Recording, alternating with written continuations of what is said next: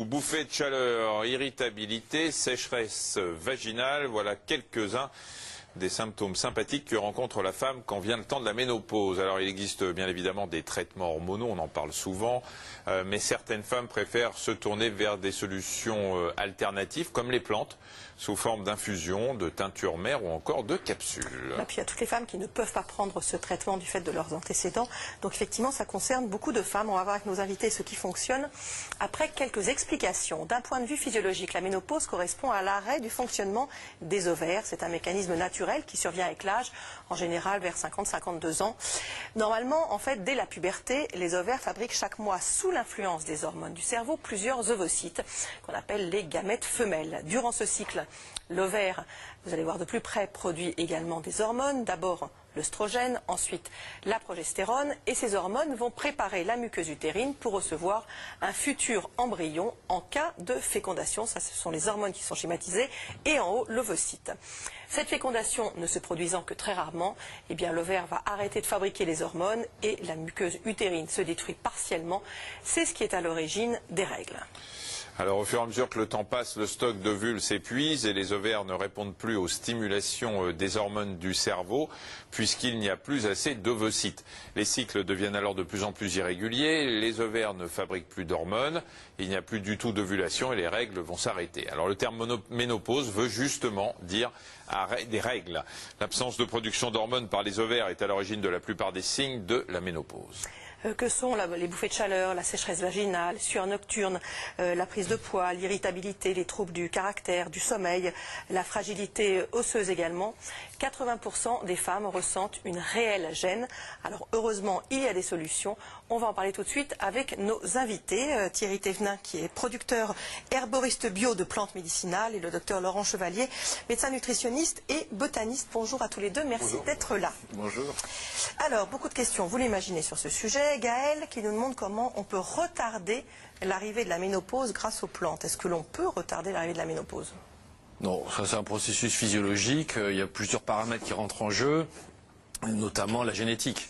Donc on ne peut pas retarder la ménopause. Par contre, on peut donner des plantes, effectivement, qui peuvent aider à se retrouver physiologiquement un petit peu comme avant. Mais l'âge de la ménopause est fixé, en fait, de toute façon. Voilà, c'est pas... elle est programmée, de même que, disons que cet arrêt de la production des hormones est programmé génétiquement.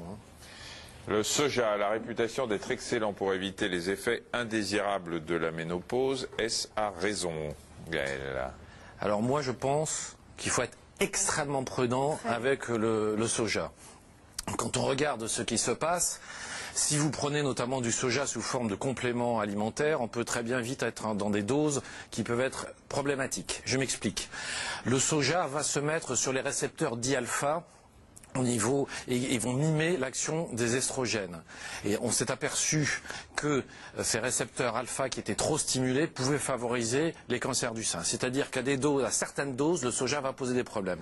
Ensuite, à des doses beaucoup plus fortes, ça va inhiber les facteurs de croissance. Et donc les facteurs de croissance, eux, vont avoir, si vous voulez, la préminiscence, donc ça peut être à ce moment-là protecteur. Mais on ne sait jamais dans quelle zone on est. On ne sait jamais dans quelle zone on est. Donc il faut être extrêmement prudent avec l'utilisation du soja. Ça prouve à quel point, encore une seule fois, quelque chose qui a l'air aussi anodin que le soja peut être dangereux. Et je voudrais insister sur un point aussi, c'est que, si vous voulez, les Asiatiques ne métabolisent pas exactement de la même manière au niveau digestif le soja par rapport aux Européens. Donc il faut tenir compte de ça, et je crois que c'est quelque chose de très important. Donc avec le soja, il faut être extrêmement prudent. D'autre part, les contre-indications sont les mêmes que ceux du traitement hormonal substitutif. Il y a eu un cancer du sein précédemment, on ne prend pas de soja, il y a des tas de contre-indications. Ce que je voudrais dire, c'est que les Asiatiques ne le prennent pas forcément sous la même forme. Souvent, nous, on a tendance aussi à faire des extraits qui sont surdosés, qui sont vraiment concentrés. Alors que c'est naturel. Oui, c'est plus sous une forme alimentaire, quoi. Et donc les effets vont pas être les mêmes. Ouais. Donc là, je crois qu'il faut vraiment être très très prudent. Les contre-indications. Est-ce que les sauces soja ont les mêmes effets que le soja ou pas du tout? Non, parce que là, c'est pas grand-chose, si vous voulez. Sur les contre-indications, comme celle du traitement hormonal substitutif, c'est quand même aussi les risques de phlébite. Quand il y a des antécédents donc de phlébite, d'embolie, d'une hypertension artérielle mal maîtrisée, des maladies de système comme le lupus, il ne faut pas oublier tout ça. Et l'hypercholestérolémie quand il y a trop de cholestérol dans le sang. Donc il y a quand même pas mal. Ça manier vraiment précoce. On demande à son médecin. Et je pense qu'il y a d'autres plantes beaucoup plus intéressantes. On va en parler. Peut-on échapper au traitement hormonal de substitution, donc les hormones qu'on peut prendre, avec les plantes et pour les mêmes résultats. Parce que même si maintenant on fait attention, on prescrit le traitement hormonal substitutif à certaines femmes et pas à d'autres sur des périodes beaucoup plus courtes qu'avant, il y a quand même une efficacité sur les bouffées de chaleur, sur l'ostéoporose, sur le risque cardiovasculaire. Est-ce qu'avec les plantes, on a le même type de résultat? Alors, si on veut distinguer la partie bouffée de chaleur, irritabilité, etc., et les effets à plus long terme de la ménopause. oui, bien sûr, c'est exactement comme ça que de toute façon qu'il faut le faire. Mais ce que je veux dire, c'est que il faut bien comprendre une chose, c'est qu'on a ce déficit en estrogène, effectivement, qui provoque tous ces troubles qu'on appelle climatériques de la ménopause. Mais il n'y a pas que ça. Il y a les facteurs neurovégétatifs. C'est-à-dire que, comme il n'y a plus assez d'estrogène qui est sécrété, finalement, la FSH, donc l'hormone au niveau du cerveau, va tendance à être sursécrétée. Et le fait que ça soit sursécrété, ça favorise les troubles dits neurovégétatifs au niveau de l'hypothalamus qui va commander tout ça. Et c'est là-dessus que les plantes vont être extrêmement intéressantes. Donc il n'y a pas que les estrogènes qui posent des problèmes, mais ces troubles neurovégétatifs. Et je voudrais ajouter une chose aussi, qui surprend toujours un petit peu les patientes, mais le fait d'être un tout petit peu enveloppé protège des bouffées de chaleur, puisqu'on a des stéroïdes qui sont sécrétés par les surrénales, qui sont transformés par le disque adipeux en estrogène, donc il n'y a pas une carence totale en estrogène. Oui, c'est les corticoïdes naturels. Les corticoïdes naturels. Donc les femmes minces ont plus de chances de faire des bouffées de chaleur. Ce que je veux dire par là, c'est que le fait de prendre un tout petit peu de poids à la ménopause, c'est pas du tout une catastrophe. Alors il ne faut pas en prendre trop, bien entendu, mais c'est pas du tout une catastrophe et ça peut protéger. Et moi, ce que j'ai envie de dire aussi, c'est quand même un phénomène naturel, quoi. Et c'est un simple passage. C'est la remarque d'Anne-Marie, pour ne pas dire aussi que certaines femmes restent superbes, alertes et jeunes sans prendre aucun traitement. Voilà, voilà. Je pense qu'effectivement, tu as raison de dire, le problème, des fois, il se passe aussi au niveau un petit peu psychique. On en fait un peu comme quelque chose de très compliqué. On va regarder vraiment dans le détail ce qui se passe ou quoi. Je dis pas qu'il ne peut pas y avoir des problèmes. Pour certaines femmes qui ont des bouffées de chaleur, ça peut être insupportable. Oui, mais il y a justement des solutions. Et je pense aussi, si justement on prend des plantes pour calmer cet état d'angoisse, parce que c'est vrai que souvent il y a plein d'informations qui sont assez anxiogènes et on se dit, oh là là, qu'est-ce qui m'arrive, c'est la fin du monde. Non, c'est quand même un processus naturel. Je pense que les traitements substitutifs n'ont pas non plus des siècles. Et quand même, il y a plein de femmes qui ont survécu, qui ont passé ce cap et qui passent ce cap sans ça. Juste pour revenir sur ce que je disais, on va parler là tout de suite effectivement de tout ce qui peut permettre de passer le cap de la ménopause, mais je reviens sur ce que je disais, est-ce qu'il y a des plantes qui permettent d'éviter cette fragilisation osseuse qui survient avec la ménopause? Alors, on a des plantes qui sont des plantes intéressantes. On a par exemple une algue qui s'appelle la padine, qui est intéressante. On a l'ortie, qui n'est pas inutile. On a le bambou. Mais sur cette histoire d'ostéoporose, je voudrais quand même insister sur un point assez précis. C'est l'importance de la vitamine K. La vitamine K solidifie les os, et je voudrais vous rappeler une chose, c'est que le plus gros mammifère qui existe sur Terre ne prend pas de produits laitiers, etc. C'est l'éléphant, c'est un végétarien. Donc il faut insister sur l'importance de l'alimentation végétale, et la vitamine K, on la trouve essentiellement dans les choux, dans les crucifères, les brocolis et les plantes à feuilles. Donc, et d'ailleurs, les gens qui sont sous antivitamine K, puisqu'ils ont un problème cardiaque, d'arythmie cardiaque, au long cours, ont des risques majorés d'ostéoporose. Donc pensez aux plantes qui sont tout à fait fondamentales et qui sont très intéressantes. Alors, est-ce qu'on privilégie les infusions ou les gélules? Alors moi, je suis plutôt infusion. On peut mettre l'infusion dans une gélule. Ouais. Après, ce qu'il faut privilégier, c'est ceux qu'on va réellement prendre et ce qu'on va mettre dans l'infusion. Voilà. Mais sinon, c'est vrai que l'infusion, l'avantage, c'est que souvent, c'est une forme quand même assez douce. Vous voyez que c'est aussi efficace parce que les gens ont toujours l'impression que l'infusion c'est vraiment du pipi de chat, qu'il n'y a pas grand-chose dedans.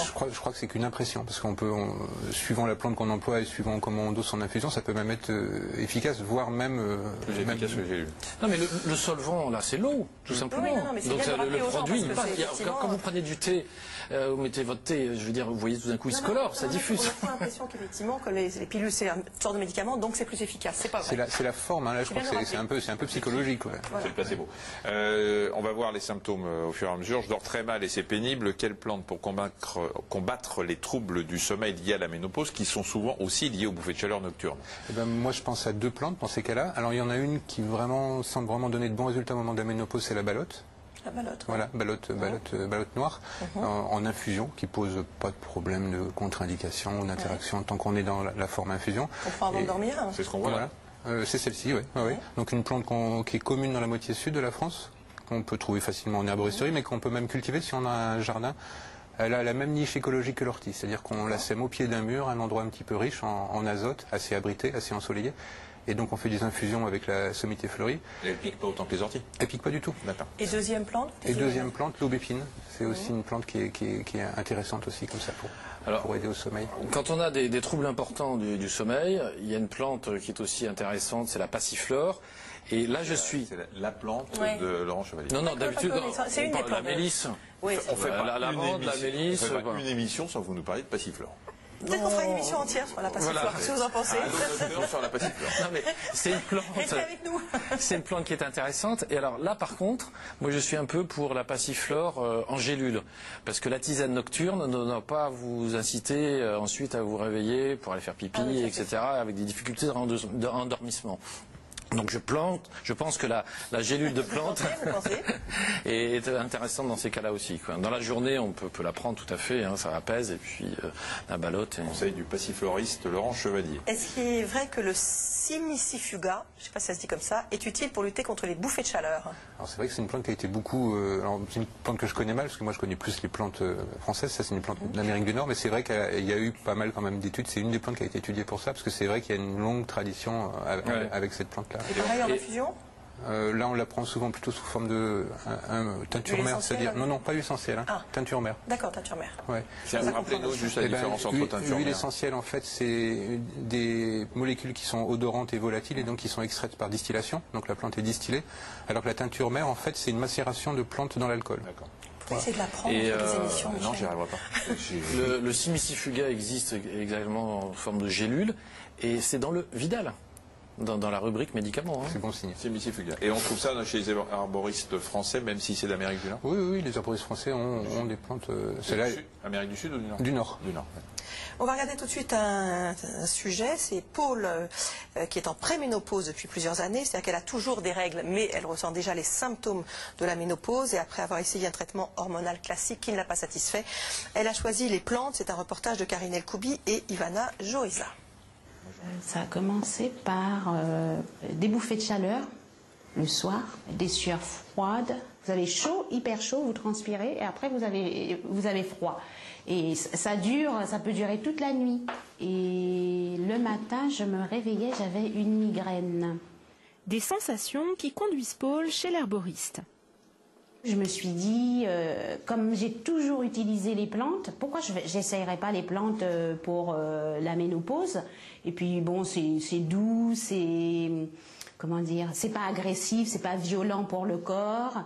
Parce que quand j'avais essayé les hormones par mon médecin traitant et puis par une gynéco, au début ça allait, et puis après c'est comme si j'avais rien pris. Chacune des journées de Paul débute donc avec une dizaine de comprimés et aussi une potion magique. Je prends une solution à base de plantes, mélisse, avoine, et c'est très bon pour la préménopause, pour les symptômes, je dirais plutôt les désagréments. Parce que la ménopause, c'est pas une maladie. Ça, je prends ça aussi, c'est de l'huile d'onagre en gélule, pour ne pas avoir des douleurs au niveau de la poitrine, le ventre, des bouffées de chaleur. Et ça, j'en prends 2, et je peux en reprendre 2 dans la journée, parce que j'ai la peau très très très sèche, des démangeaisons la nuit, c'est vraiment vraiment terrible, mais ça m'aide énormément. En plus de ces compléments, Paul entretient sa forme et elle surveille son alimentation. Pour éviter les gonflements qui se produisent souvent avec la ménopause, beaucoup de légumes et des fruits. Et là encore, les plantes jouent leur rôle. Je mets de la sauge, comme mon herboriste m'a dit que c'est très bon pour la ménopause, les bouffées de chaleur. Alors j'en profite. Dès que j'en ai beaucoup, j'utilise beaucoup de sauge. Dans les crudités, j'en mets un peu partout. J'essaie d'en mettre un peu partout. Cela fait 6 ans que Paul arrive à réguler les symptômes de sa ménopause avec des plantes, mais depuis peu, les bouffées de chaleur reviennent. Elle se rend donc souvent chez l'herboriste. Je ne sais pas si c'est à cause du stress ou quoi, j'ai l'impression que... Comment ça? C'est-à-dire que vous avez des réactions? Oui, par exemple, les bouffées de chaleur sont revenues. D'accord. Donc si c'est pas suffisant, moi ce que je peux vous proposer pour jouer plutôt sur l'aspect émotionnel des troubles hormonaux, un mélange d'huile essentielle ou une huile essentielle toute simple à appliquer localement. Je vais vous faire... Oui, je veux bien... Il y a une richesse encore insoupçonnée des plantes qui fait qu'il faut vraiment individualiser le conseil. Et c'est vrai que parfois on tâtonne. Il faut vraiment trouver la plante et le traitement qui va permettre de globalement améliorer les troubles de la personne. L'usage des plantes n'est pas anodin, il faut toujours mieux recevoir le conseil d'un spécialiste avant d'en consommer. On continue donc avec les plantes. Que penser des supposées vertus de l'huile d'onagre? L'huile d'onagre, elle peut être intéressante pour la peau.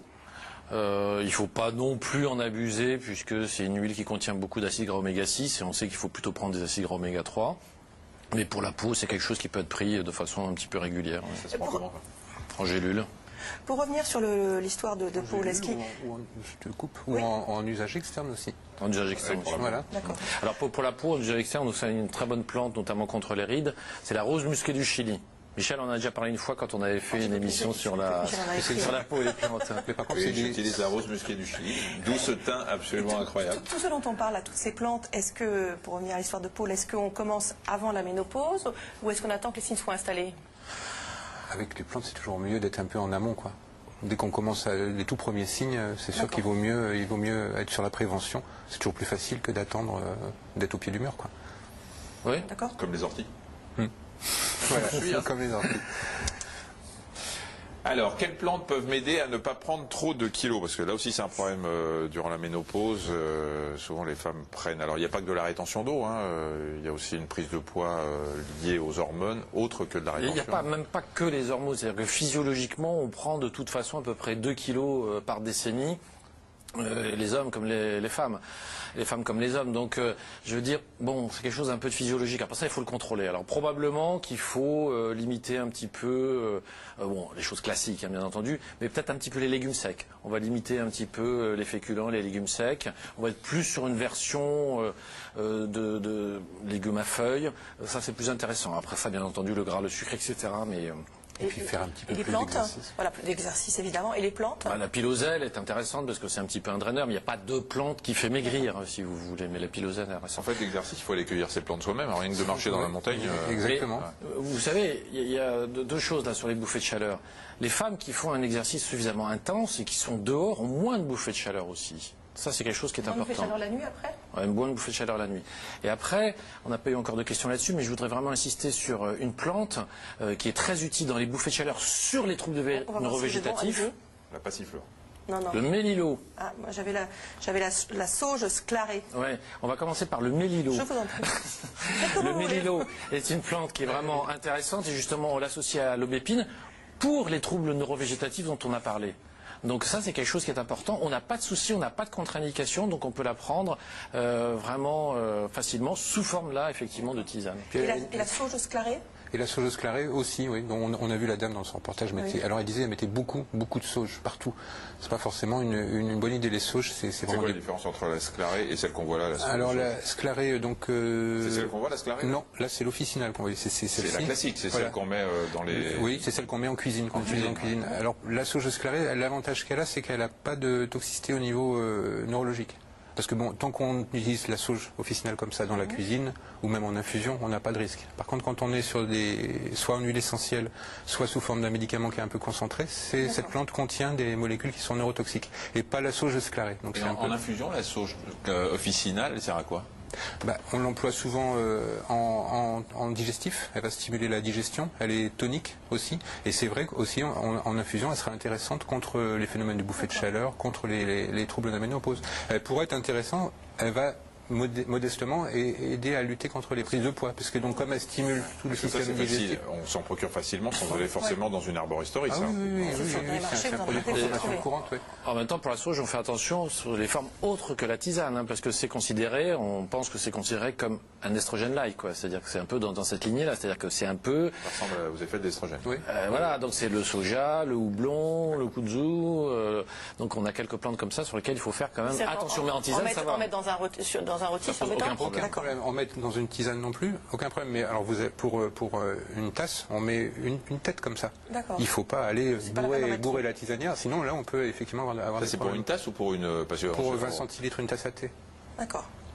Est-ce qu'on peut stimuler 20 centilitres, une tasse à thé? Oui, 15 ou 20 centilitres, oui. Voilà, comme ça. C'est ça. Est-ce qu'on peut stimuler la libido grâce aux plantes? Oui, il y a alors il y a une plante qui est assez curieuse parce que, et on voit que finalement, suivant les dosages qu'on peut faire, il y a basculement, on peut avoir la même chose et son contraire. C'est le gâtillier, par exemple, qui en France, au nord de la Méditerranée, est considéré comme anaphrodisiaque, c'est-à-dire qu'il va plutôt abaisser, couper la libido. Et au sud de la Méditerranée, donc au Maghreb, on l'utilise comme aphrodisiaque. Et vous en pensez quoi? C'est-à-dire, c'est que ce qui apparemment, parce qu'on dit mais on comprend plus rien. En fait, c'est les dosages, problème de dosage. Donc à faible dose, bon, c'est les fruits qu'on utilise. Ça fait comme penser à des grains de poivre. On l'appelait le poivre des moines d'ailleurs. Donc si on met une demi-petite cuillère à café dans une infusion, ça va plutôt faire baisser la libido. Par contre, si on augmente la dose, ça va au contraire l'augmenter. Et le ginseng, c'est une plante? Oui, là c'est vraiment... C'est une plante c'est vrai ou c'est vendu... C'est une plante qui stimule l'organisme en général. Donc effectivement, la libido, ça fait partie de nos acquis. C'est vrai que ça va la stimuler par la même occasion. La difficulté du ginseng, c'est de trouver vraiment quelque chose de bonne qualité. Voilà, on a aussi l'éleutérocoque, qui est un stimulant. Je suis tout à fait d'accord avec ce que dit Thierry. Après ça, le gâtillier, il faut voir que c'est un progestérone-like. C'est-à-dire que là, par contre, c'est très intéressant aussi dans les syndromes prémenstruels. Ça, c'est une très très bonne plante. Contre les douleurs avant les règles. Contre les douleurs avant les règles, c'est-à-dire quand on a un climat qui est trop élevé en estrogénique, eh bien, ça permet de rétablir, même si c'est une hyperestrogénie relative, ça permet de rétablir l'équilibre. Par contre, il ne faut pas le cueillir, je te coupe, en France, il est protégé, le gâtillier. On en trouve sur la côte, dans le Var, un peu dans les Pyrénées-Orientales. Voilà. On peut le cultiver facilement, mais il ne faut pas le récolter à l'état sauvage, il est rare. Quand un médecin parle de climat, il ne s'agit pas de météo, mais de l'imprégnation hormonale de l'organisme. Edith te demande s'il y a des plantes qui peuvent l'aider à retrouver de l'énergie, à lutter contre la fatigue liée à la ménopause. Moi, je crois qu'il y a une très bonne plante qui est l'ortie.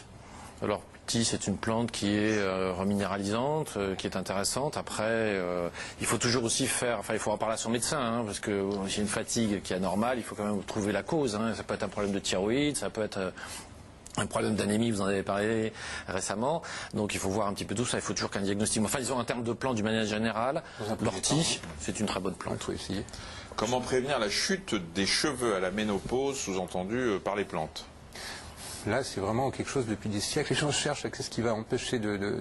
Alors, il y a le lamier blanc, l'ortie blanche, quand même, je pense qu'il y a une action qui va pas, qui ne les fera pas repousser, ça c'est clair, ça n'existe pas, mais qui va quand même être intéressant.